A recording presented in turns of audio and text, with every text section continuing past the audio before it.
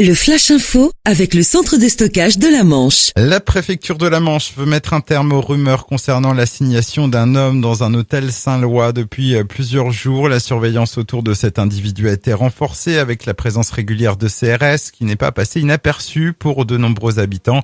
Ce Marocain est soupçonné d'activisme terroriste. Il aurait aussi appartenu au GIA.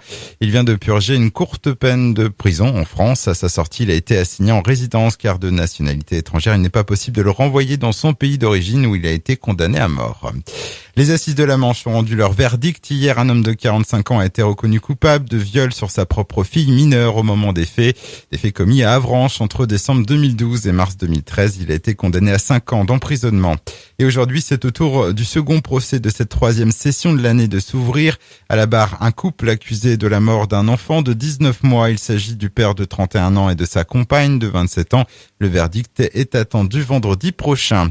Un chiffre qui peut faire peur chaque année dans la Manche. 800 nouveaux jeunes décrochent du système scolaire. Face à ce constat, le conseil départemental a annoncé de nouvelles initiatives, parmi lesquelles une plateforme en ligne d'offres de stages d'observation en milieu professionnel pour les élèves de 3e.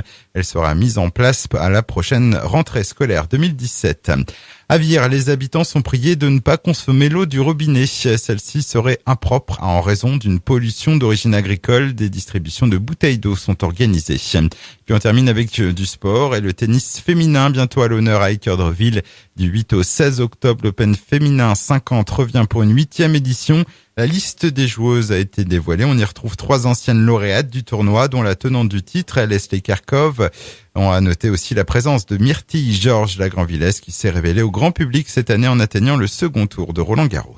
Le Flash Info vous a été présenté par Landra, centre de stockage de la Manche à Digueulville. Pour en savoir plus et visiter notre centre, 0810 120 172, coup d'un appel local.